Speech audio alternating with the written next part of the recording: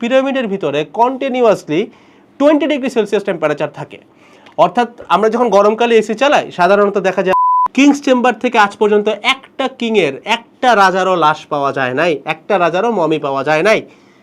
আজকের অনেক টপ টিয়ার architecture civil engineer থেকে শুরু করে কেউ এটা বানাইতে পারে নাই। ফেরাউন চাইতো যে আমাকে তুমি এরকম একটা উঁচা জায়গায় নিয়ে যাও সো দ্যাট মানুষজন আমাকে গড মনে করে, মানে আমার সাথে যেন আকাশের একটা সংযোগ স্থাপন হয়ে যায়। আস্তাগফিরুল্লাহ, বাট সেভাবে চিন্তা করতো। পিরামিডের ভিতরে আমাদের এখন যে কারেন্ট ইলেকট্রিসিটি আছে, কারেন্ট ইলেকট্রিসিটির কিছু ফর্মুলা পাওয়া যায় একটু অ্যাডভান্স।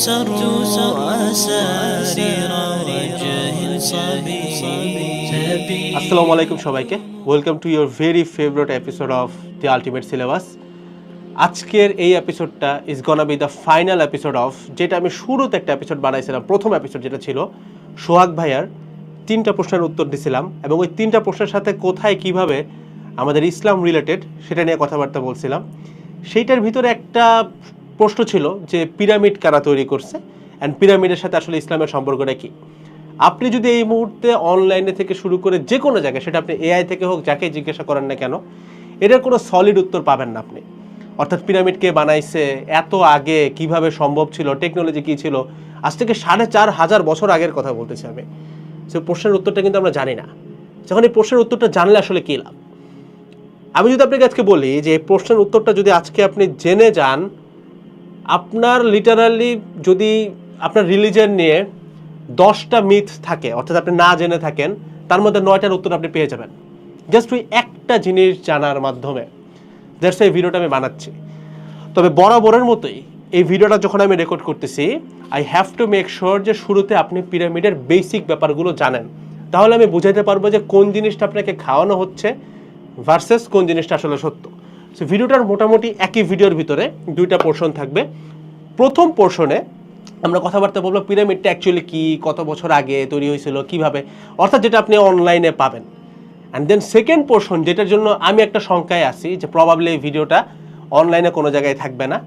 আমি আপনাকে মাঝখানে একটু ভিডিওটার মাঝখানে থামাই বলতেছি যে প্রয়োজন যদি আপনার মনে হয় ভিডিওটার ইনফরমেশন আপনার দরকার, এরকম একটা খাতা কলম নিয়ে সামনে বসতে পারেন, একটু লিখে রাখেন, অথবা ভিডিওটা ডাউনলোড করে সেভ করে রাখেন, অথবা এমন কোথাও শেয়ার করে রাখেন যেখানে হয়তো আপনি ফাইলটা হয়তো পরে রিকভারি করতে পারবেন। অর্থাৎ ভিডিওটা সেভ করার দায়িত্ব আমি আপনাদের হাতে দিয়ে রাখলাম, কারণ এটার পরে আমি কিংবা আমার এই চ্যানেল কিংবা এই ভিডিওটা ক্ষতিগ্রস্ত হইতে পারে। আল্লাহ নোজ দ্য বেস্ট। সো আসলে আমরা শুরু করি। তো আমরা যখন পিরামিড নিয়ে কথাবার্তা বলতেছি, আমি একটু এক্সপ্লেনেশন পার্টে আছি, এটা একটু শুনবেন, মনোযোগ দিয়ে এটুকু শুনবেন, তা নাহলে কিন্তু পরের পোর্শন আপনি কিচ্ছু বুঝবেন না, যেখানে আমি অ্যাকচুয়ালি রিভিল করবো সব কিছু ইনশাল্লাহ। পিরামিড বলতে আমরা যেটা বুঝি সেটা আসলে পিরামিড কিন্তু অনেকখানে আছে, লাইক মেক্সিকোতে আছে, চায়নাতে আছে, ইন্দোনেশিয়াতেও পিরামিডস আছে। বাট আমরা যখন পিরামিডের কথা বলি, এটা আসলে আমরা ইজিপ্টের পিরামিডগুলোকেই বলি, এবং মোটা দাগে বললে 3টা পিরামিড নিয়ে আমরা কথাবার্তা বলি।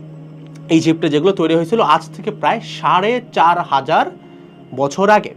3টা পিরামিড আসলে কি ছিল, আমাদেরকে হিস্ট্রি যেটা বলছে সেটাই আমি আপনাকে বলতেছি। প্রথমটা হচ্ছে great pyramid of Giza, geyser একটা পিরামিড, যেটা হচ্ছে বেসিক্যালি একজন ফেরাউন কিংবা একজন মিশরের রাজা যার নাম ছিল খুফু, ওনার কবরস্থান হিসেবে পরিচিত, কবরস্থান বা তার সমাধি যেটাই বলেন আপনি।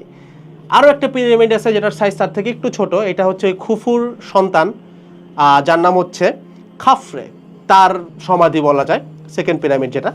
আর একটা হচ্ছে এই যে খাফরে, যে খুফুর সন্তান ছিল, এই খাফরের সন্তানের নাম হচ্ছে মেনকাউরে, তার সমাধি ছিল হচ্ছে থার্ড পিরামিড। এই 3টা বড় বড় পিরামিড, প্রথমটা সব থেকে বড়, তারপরে 2টা একটু একটু সামান্য আকারে ছোট। এ হচ্ছে বেসিক পিরামিড, যে কী নিয়ে আমরা আসলে কথাবার্তা বলি। প্রত্যেকটা পিরামিডে বেসিক্যালি আমাদের 4টা বলতে পারেন ভাগ থাকে বা 4টা চেম্বার থাকে।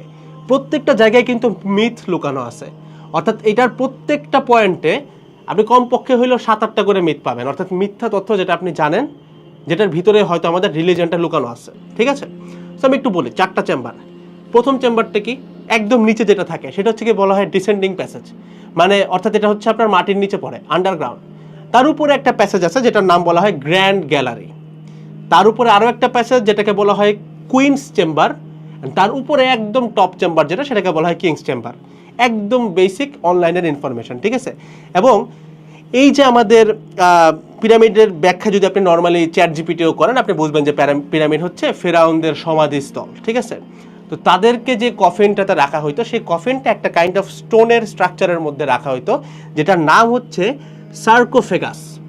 এই সার্কোফেগাসটা খুব এক্সপেন্সিভ একটা জিনিস, এবং পিরামিডকে অনেকে বলে, এটা প্রচলিত আছে, মিথ কি না এটা আমি লাস্টে বলবো, বাট প্রচলিত আছে পিরামিড এতটা কার্সড যে এইটার 3 নাম্বার যে পিরামিডটা, ম্যানকাউরের যে পিরামিডটা, এইটার সার্কোফেগাসটা একটা সময় ইংলিশ একটা শিপ এটাকে চুরি করে নিয়ে ভাগতে গেছিল, পরবর্তীতে এই জিনিসটা শিপ সহ তলায় যায় পানির নিচে।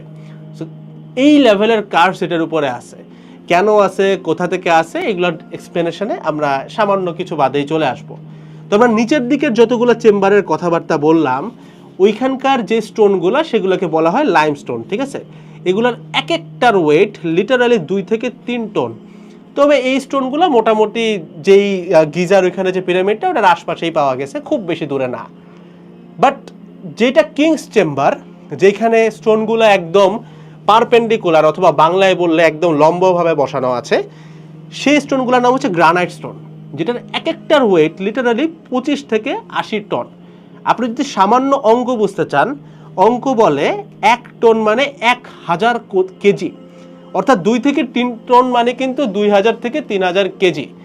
সো আপনি আই গেস পরিমাণটা বুঝতে পারতেছেন। আর আমি যখন লাস্টে বললাম যে কিংস চেম্বারের যে স্টোনগুলো যেটাকে পারপেন্ডিকুলার বসানো হয়েছে, ওইগুলোর ওয়েট কিন্তু 25 থেকে 80 টন, অর্থাৎ 25,000 থেকে 80,000 টন, 80,000 কেজি এক একটা পাথর, একটা সিঙ্গেল পাথর। এবং প্রত্যেকটা জায়গায় ভাই মিলিয়নস অফ পাথর দেওয়া আছে, এবং একটা জাস্ট পিরামিডের সাইজ আপনি তো ছবিতে দেখলে ছোট মনে হয়, বাট এগুলো ভাই প্রায় 10টার মতো ফুটবল গ্রাউন্ডের সমান হবে, মানে এত বড়। 10টা মনে আমি একটু কম বলছি, এই অ্যামাউন্ট একটু 19-20 হতে পারে, বাট এটা ম্যাটার না, মানে দ্যাটস ভ্যাস্ট, অনেক বড়। আর একটা খুব সারপ্রাইজিং ট্রুথ হচ্ছে পিরামিডের ভিতরে কন্টিনিউয়াসলি 20 ডিগ্রি সেলসিয়াস টেম্পারেচার থাকে। অর্থাৎ আমরা যখন গরমকালে এসি চালাই সাধারণত দেখা যায় আমরা 24-25 ডিগ্রিতে রাখি যারা এসি চালায়। সো তার থেকেও বেশি ঠান্ডা। খেয়াল করতে হবে পিরামিড কিন্তু মিশরে, এবং ওইটা কিন্তু মরুভূমির দেশ, অর্থাৎ আশপাশে মরুভূমি, temperature natural temperature 50 degree Celsius, ওইটার ভিতরে লিটারালি এয়ার কুলেটেড টেম্পারেচার বজায় থাকে। এতক্ষণ পর্যন্ত যেই তথ্যগুলো আমি আপনাকে দিছি এগুলো সব ছিল হইতেছে আপনার অনলাইনে যেগুলো বলা আছে, অথবা আপনি পিরামিড সম্পর্কে যখন কোনো কিছু জানতে চান সেটাতে যা যা পড়ে আর কি, সেটাই। এখন এই পোর্শন থেকে আমি এই ভিডিওটাতে যতগুলো তথ্য আপনাকে দিব, প্রত্যেকটা তথ্য থাকবে এটার মিথ ব্রেকিং পার্ট। আমি আমার রিসার্চ যতদূর করছি সেখান থেকে আমি ইনশাল্লাহ এতটুকু বিশ্বাস আপনাকে আমি দিতে পারি যে আপনি উত্তরটা পাবেন। সো শুরু করতে চাই কোরআন মাজিদের একটা আয়াত দিয়ে। আয়াতটা হচ্ছে সূরা রমের একটা আয়াত, যেখানে আল্লাহ হিন্টস দিয়েছেন এভাবে যে একটা সময় মানুষ অনেক বেশি শক্তিশালী ছিল এখনকার চেয়ে, এবং তাদের হাতে শক্তিশালী বলতে খালি শারীরিকভাবে শক্তিশালী না, তারা টেকনোলজিতে উন্নতি ছিল, এবং তারা অনেক কিছু করছে, ফসল বেশি ফলাইছে, অনেক কিছুতে ভালো করছিল। বাট পরবর্তীতে কিন্তু তাদেরকে আল্লাহ মাটির সাথে মিশাই দিয়েছেন, কারণ তারা একটা পর্যায়ে নাফরমান হয়ে গেছিল। সো এখান থেকে হয়তো আপনি ছোট্ট একটা হিন্টস পাইতে পারেন যে আচ্ছা পিরামিড কি তাহলে মানে ওরা বানাইছে জাস্ট বিকজ তাদের হাতে অনেক পাওয়ারফুল টেকনোলজি ছিল 4500 বছর আগে। কিছু ব্যাপার আমি আপনাকে বলি।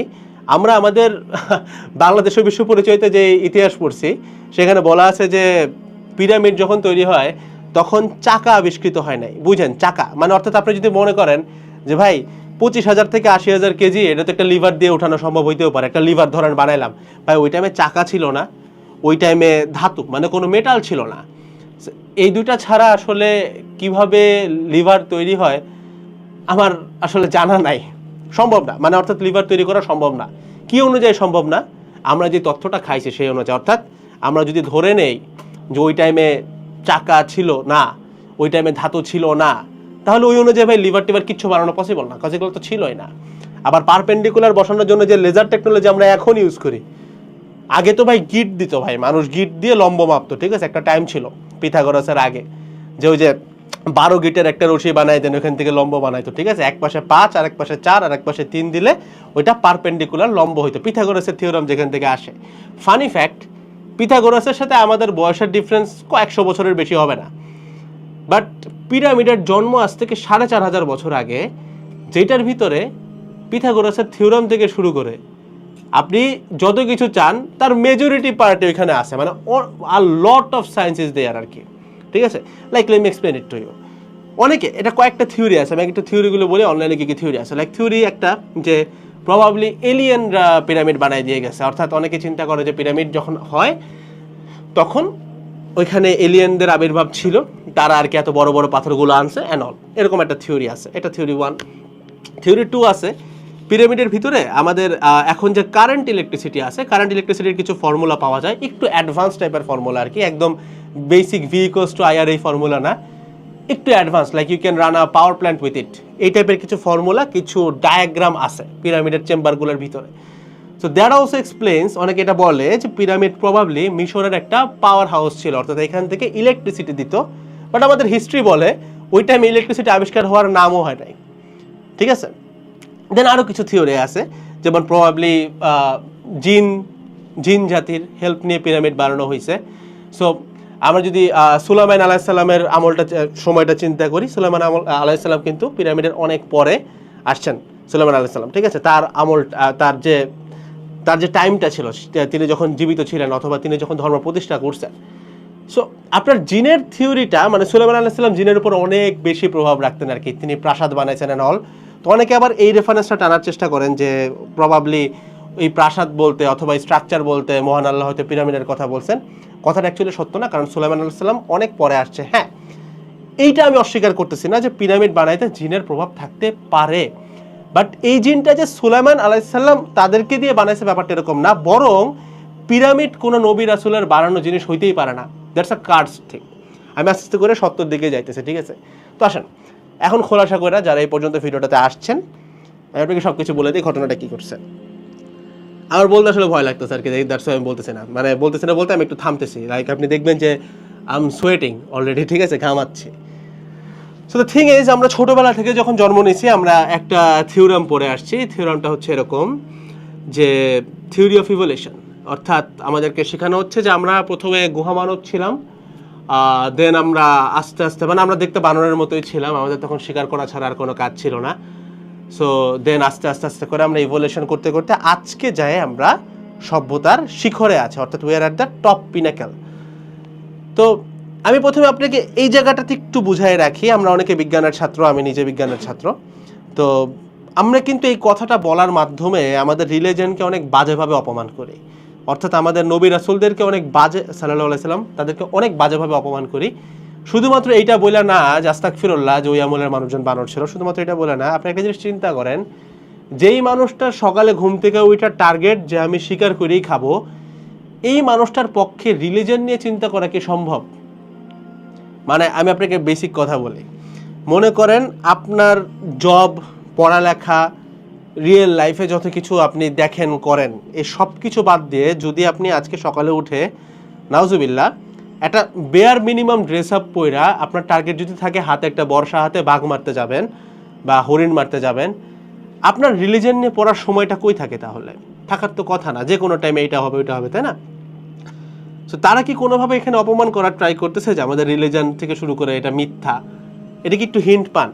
মানে এটা শুধুমাত্র এই অপমানটা যে তারা করতেছে ব্যাপারটা এরকম না যে তারা আমাদের আদি পুরুষ অর্থাৎ আমাদের নবী রাসূল সাল্লাল্লাহু আলাইহি সাল্লামকে অপমান করতেছে এভাবে যে তাদের আমলে মানুষজন লাইক বানর টাইপের ছিল, বানরের আবার একটা সুন্দর নামও তারা দেখে আবিষ্কার করছে, ঠিক আছে। এনিওয়ে আমি নাম নিতেছি না, বাট একটা নাম তারা দেয় আর কি। তো দ্য থিং ইজ, শুধুমাত্র ওইটা অপমান না, আপনার কাছে কি মনে হয় না যে অপমান এটাও হইতে পারে যে এইভাবে বলা যে ভাই তারা তো খাবারই পাইতো না আর আপনি আসছেন ভাই রিলিজিয়ন তারা প্রতিষ্ঠা করে গেছে, কেমনে পসিবল? আস্তাগফিরুল্লাহ, but that's a part of it. কিন্তু আসেন, থিওরি অফ ইভলিউশনে বলা হইতেছে যে আমরা আস্তে আস্তে করে চাকা বানাচ্ছি, এটা বানাচ্ছি, এটা বানাচ্ছি, এটা বানাচ্ছি, তাইলে এটা কি সত্যি না? দেখেন ব্যাপারটা হচ্ছে এইটা, প্রথমে একটা সত্য বলে রাখি আপনাকে, যদি কেউ বলে যে পিরামিড বানাইতে জিন জাতির ভূমিকা ছিল, দেখেন জিন অনেক আগে থেকে বিরাজ করে পৃথিবীতে এবং এখনো অনেক জিন আছে যাদের বয়স প্রায় 10,000 বছর, তারা এখনো জীবিত আছেন। তো জিন যে কোনো স্থাপনার পিছনে থাকতেই পারে, এটা অস্বীকার করার কিছু নেই। অর্থাৎ এমন ঘটনা ঘটতেই পারে যে জিন একটি স্থাপনা তৈরি করতেছে, এই অলৌকিক ক্ষমতা আমাদের মহান আল্লাহর আছে এবং তিনি এই ক্ষমতাটা অনেক নবী রাসূলকেও দিয়ে গেছেন। কিন্তু নবী রাসূল কিন্তু পিরামিড বানায় নাই। তাহলে প্রশ্ন আসতে পারে, আচ্ছা কোন একটা খারাপ জিন হয়তো বানাইছে, কেন পিরামিড বানায় নাই সেই ব্যাখ্যাতে আমি আসতেছি। বাট কোন একটা খারাপ জিন তো এই কাজে আসতে পারে, তাই না? আসতে পারে, এটা তো আপনি অস্বীকার করতে পারেন। অর্থাৎ মনে করেন জিন তো আসলে আল্লাহর চোখে জিন কি, আমরা যেমন সৃষ্টি জিনও তো সৃষ্টি। তো তো ধরেন আমি বলতেছি না ভাই মানে 1000 মানুষ কাজ করছে, রহিম হচ্ছে একজন, তো ভাই রহিম ছিল কি ছিল না, তখন 1000 10,000 মানুষের নাম তো মনে রাখা পসিবল না। অর্থাৎ যারা যারা কাজ করছে তাদের মধ্যে জিন থাকলেও থাকতে পারে, না থাকলেও না থাকতে পারে, থাকার চান্সই বেশি। বুঝাইতে পারছি? অর্থাৎ জিন থাকতেও পারে, ব্যাপারটা এরকম।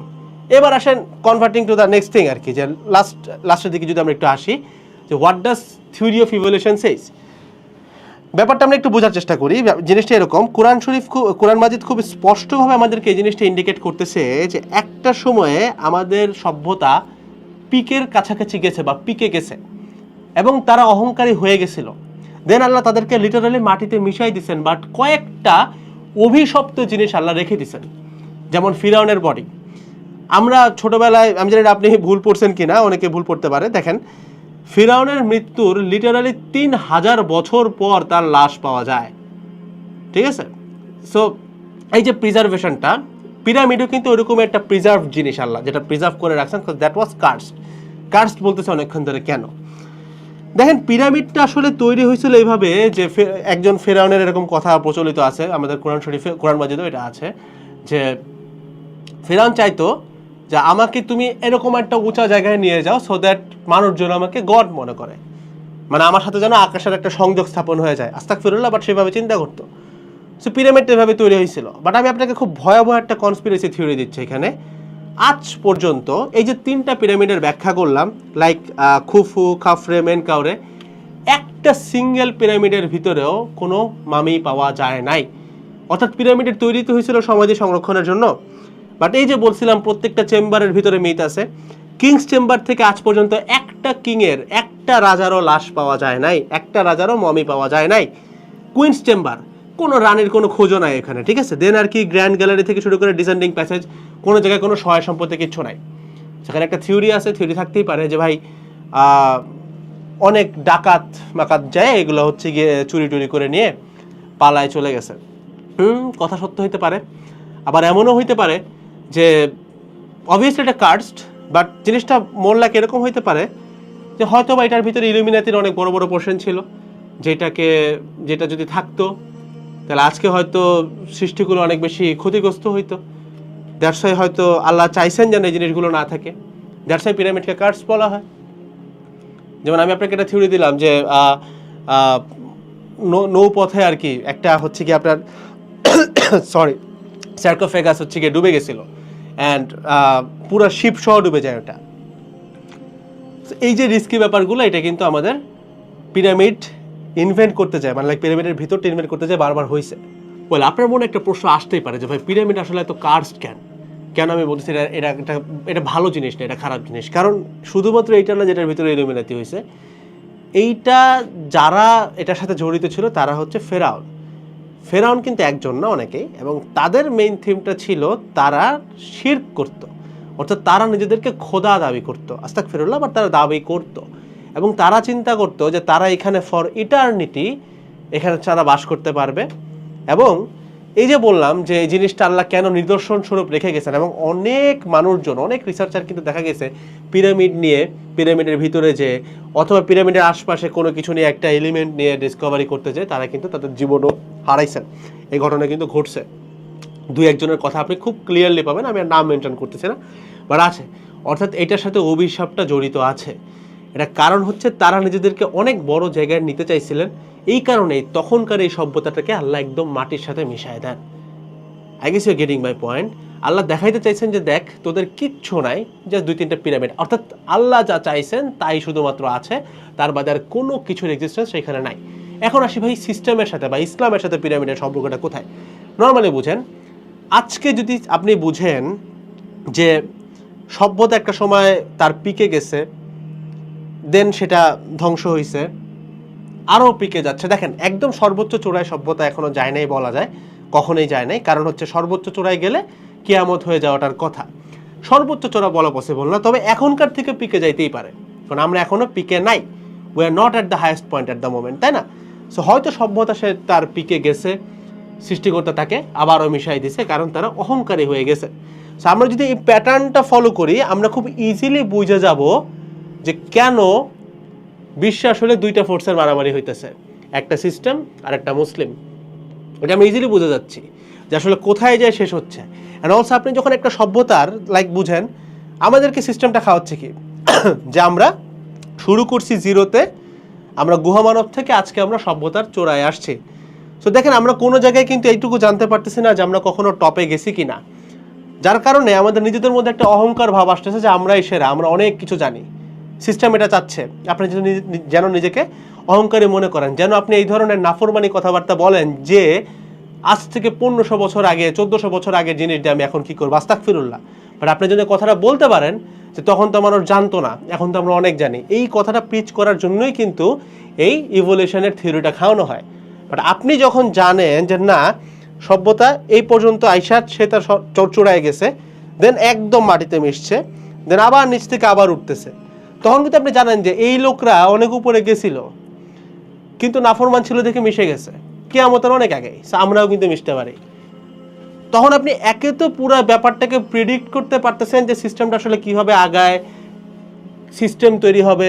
তখনকার ফেরাউনদের মতো এখন ফেরাউন থাকবে যাদেরকে হয়তো আমরা এখন চিনতেছি না, কারণ তারা এখন আরও চালাক, তারা তো জানে সিস্টেম কিন্তু এই সব কিছু জানে, জানতাম না হচ্ছে আমরা। আজকে আপনারা জেনে গেলেন, যেন আমরা এই জিনিসটা কপি করতে না পারি, আমরা যেন না বুঝে যাই যে কে আমাকে চালাচ্ছে, কেন আমরা এরকম করতেছি, কেন আমার গান শুনতে ভালো লাগে, থাউজেন্ডস অফ জিনিস, কেন আমি সুদ নিচ্ছি, ঘুষ খাচ্ছি, এই জিনিসটা জাস্ট ঢাকার জন্য, মানে ইসলামকে একদম রুট থেকে উঠে ফেলার প্রয়াসই হচ্ছে আমাদের থিওরি অফ ইভলিউশনটা খাওয়াই দেওয়া। যে আমরা আগে গুহামানব ছিলাম, এখন অনেক টপে গেছি, বাট মাঝখানে যে আমরা শিখরে উঠছি আবার নামছি, শিখরে গেছে নামছি, এটা জাস্ট না খাওয়ানো। এখন যদি আমি পুরা ব্যাপারটারে সামারাইজ করি, আমাদের মুসলিম উম্মাহ অথবা এই বিশ্বে যেটা সত্য, আমি অনেক কষ্ট করে, অনেক রিসার্চ করে, অনেক মানুষের কাছে যে ঘন্টার পর ঘন্টা সময় দিয়ে যতটুকু জ্ঞান আমার বিগত এই 2 থেকে 3 বছরের জার্নিতে জানতে পারছি, সেটা যদি এক কথায় সামারি করি অ্যাবাউট পিরামিড, অর্থাৎ এখন আমাদের সভ্যতার আপডেট কি, আমরা কত দূর পিরামিড সম্পর্কে জানি, এবং আপনার রিসার্চটা, আগামী প্রজন্মের রিসার্চটা কোথা থেকে শুরু করা উচিত, সে লাইনটা যদি আমি টেনে দিই, সেটা হচ্ছে এইটা: পিরামিড আমাদের এর আগের অনেক উন্নত একটা সভ্যতার একটা ফাইনাল আউটপুট ছিল, যেটা এতটা ফাইন যে আজকের অনেক টপ টিয়ার আর্কিটেকচার, সিভিল ইঞ্জিনিয়ার থেকে শুরু করে কেউ এটা বানাইতে পারে নাই। সরি, নট ইভেন ক্লোজ গেছে, ওইটার কিছুই করতে পারে নাই। এবং আল্লাহ এটাকে রাখছেন, এটা একটা নিদর্শন স্বরূপ, যেন আমরা এটা বুঝতে পারি যে তুমি যতই উপরে যাও না কেন, নিজেকে যদি কোনোভাবে শিরকের আশপাশে নাও, ইউড গেট ডুমড। এটা হচ্ছে পয়েন্ট 1। পিরামিড তাহলে কারা বানাইছে? সেই সভ্যতার সর্বোচ্চ টেকনোলজি যাদের কাছে ছিল তারাই বানাইছে। তাদেরকে কারা কারা হেল্প করছে? হেল্প করতে পারে জিন জাতি, হেল্প করতে পারে জিন জাতি, হয়তো এখনও অনেক মানুষকে হেল্প করেন। এরকম অনেক আল্লাহর পছন্দের লোক আছেন এবং আল্লাহর অনেক ঘৃণিত বান্দা আছে যারা কালা জাদু করে, দুই পক্ষকেই কিন্তু ভালো জিন বা খারাপ জিন হেল্প করে। সো জিন থাকতেই পারে, বহিরাগত কেউ আছে কিনা সেটাও থাকতে পারে, সেটা নিয়ে আমাদের জ্ঞানের বিষয় না। এইখান থেকে আমাদের পিক হচ্ছে মানব জাতি তার সভ্যতার পিকে গেছে, এবং থিওরি অফ ইভলিউশন যেটা, যে গুহা মানব থেকে এই পর্যন্ত আসছে, আগে মানুষ বানর ছিল বা এপস ছিল, জিনিসটা লিটারালি একটা ফ্রড থিং, একটা পুরোপুরি একটা স্ক্যাম, যেটা আপনাকে সিস্টেম খাওয়ায় যেন আপনি সবসময় ব্রেন ওয়াশ থাকে। দ্যাটস দ্য থিং আর কি। যেটা যদি খাওয়ানো যায়, আপনি কখনই বুঝবেন না যে ইসলামের শুরুটা কি। কারণ দেখেন, আপনি যেই লোকটা থিওরি অফ ইভলিউশন বিলিভ করে, কোনোভাবে তার পক্ষে কিন্তু ইসলামের সত্য বিলিভ করা পসিবল না, কখনোই পসিবল না ইসলামের সত্য বিলিভ করা। সো এই জায়গাটাতে যদি কেউ পিরামিডের, এই যে আপনি এতদূর যখন জেনে গেছেন যে পিরামিড জিনিসটা কী ছিল, এটা একটা কার্ডস ছিল, কার্ডসের কারণ হচ্ছে এটা আসলে তারা নিজেদেরকে গড মনে করতো, এবং তারা এই জিনিসটা বানাইছিল সারা জীবন টেকার জন্য, যেখানে তাদের কেউই টিকে নাই। ঠিক আছে, লিটারালি কেউই টিকতে পারে না, পুরো সভ্যতা মাটির নিচে চলে গেছে। আল্লাহ যতটুকু রাখতে চাইছেন এবং ঘোষণা করছেন ততটুকুই আছে, এবং ওইটা নিয়ে যারা বেশি লাফালাফি করছে, বেশি ওইটার ভিতরে যায় একদম ওইরকম কিছু করার চেষ্টা করছে, তারা কিন্তু দেখা গেছে কার্স হয়েছে আবারও। সো এই জিনিসটা দেখানো, এবং এখান থেকে আমরা এটা কিন্তু অলরেডি বুঝতে পারতেছি যে what the system is actually wanting, চাচ্ছেটা কি। তো that's all about the thing. এই রিসার্চ ইয়ার উপরে আপনার রিসার্চটা এখন কেমন হওয়া উচিত? দেখেন, পিরামিডের আর্কিটেকচার নিয়ে আপনি ভাবতে পারেন, অবশ্যই এটা আমাদের বিজ্ঞানের উন্নতি হবে, আর্কিটেকচার নিয়ে ভাবার বিষয়, পড়ালেখা করারও বিষয়। তবে পিরামিডের ভিতরে অনেক প্রকারের কালো জাদু থেকে শুরু করে অনেকগুলা ব্যাপার স্যাপার কিন্তু ছিল। এইটা নিয়ে কখনোই রিসার্চ করা ইসলাম আপনাকে কখনোই এটা সাধুবাদ জানায় না। অর্থাৎ এই কারণেই আমরা চাচ্ছিলাম যে ভিডিওটা একটা ম্যাচুরিটি লেভেল পর্যন্ত আপনারা যখন যাচ্ছেন নলেজের, তখন দেওয়ার কারণ হচ্ছে লাইক, আপনি যদি খুব বেশি ইলুমিনেটি নিয়ে আপনার জ্ঞান থাকা আবশ্যক, নাহলে আপনি বুঝবেন না আপনার ক্ষতি হচ্ছে কিনা বা কোনটা করা যাবে না, তবে সেইটা এমন লেভেলে নেওয়া যাবে না যে আপনি নিজেই প্র্যাকটিস করতেছেন, বুঝতে পারতেছেন? সো ব্যাপারটা হচ্ছে পিরামিড থেকে আপনি আর্কিটেকচার শিখতে পারেন, সেটা আপনি আপনার সভ্যতার কল্যাণে ব্যবহার করতে পারেন, শিরকের কাজে প্রশ্নই ওঠে না। And also at the same time আপনার এই যে এখান থেকে ইসলাম সম্পর্কে জানলেন, এই রিসার্চের উপরে দাঁড়ায় আপনার এখন ইসলাম নিয়ে রিসার্চ করা উচিত রাদার দেন, অর্থাৎ আপনি তো উত্তর পেয়ে গেলেন, এরপর আপনার কাজ হচ্ছে ইসলাম যেটা বুঝলেন, সিস্টেমটা যে ফ্রড এটা বুঝলেন, আস্তে আস্তে প্রত্যেকটা জিনিস ধরা। যেমন আমার অন্যান্য এপিসোডগুলো ফলো করতে পারেন, কেন সুদ হারাম বলছি, জাকাত আর ট্যাক্সের পার্থক্যটা কোথায়, কেন ট্যাক্স দিয়ে জাকাতকে মুছে ফেলতেছে সেটা বলছি, দেন সুদমুক্ত জীবন কিভাবে কাটানো যায়, সর্বোচ্চ প্রয়াস কেমনে করবো সেটা নিয়ে কথাবার্তা বলছি, রথচাইল্ড ফ্যামিলি, তারপরে পুরো সিস্টেমটা চালাচ্ছে আসলে কারা, এরকম থাউজেন্ডস অফ ব্যাপার স্যাপার আছে যেটা নিয়ে আপনারা এখন রিসার্চ করে নিজের আমল এবং ইমানটাকে, নিজের নফসটাকে প্রোটেক্ট করা উচিত। লাইক নফস প্রোটেক্ট করা বলতে নফসের এগেনস্ট আপনার জিহাদ করা উচিত। That's the thing, that's all over this whole episode. দেখা হচ্ছে নেক্সট এপিসোডগুলোতে। যাদের যাদের এপিসোডটা ভালো লাগছে প্লিজ ডু সাবস্ক্রাইব, সাবস্ক্রাইব করলে আমরা এই কন্টেন্টগুলো আপনাদের জন্য আরও বেশি বানাইতে পারি, কারণ এই দাওয়াতটা অনেক বেশি প্রসারিত হয় তখন। যারা এই দাওয়া প্রোগ্রামটাতে আপনারা প্যাসিভলিও আমাদের সাথে যুক্ত থাকতে চান, আপনারা অলরেডি জানেন যে চ্যানেলটা, এই কন্টেন্টগুলোর প্রত্যেকটা কোনোটাই কিন্তু মনিটাইজড না। সো আপনি যদি জাস্ট এই দাওয়া প্রোগ্রামে অংশগ্রহণ করতে চান, you can just simply share the video or just subscribe to the channel, যেন ভিডিওটা সবার কাছে পৌঁছায় যায়, সবাই যেন সত্যটা জানতে পারে। আর অবশ্যই ভিডিওটা ডিলিট হয়ে যেতে পারে যে কোনো টাইমে, টু ডাউনলোড দ্য ভিডিও। আসসালামু আলাইকুম সবাইকে, টাটা।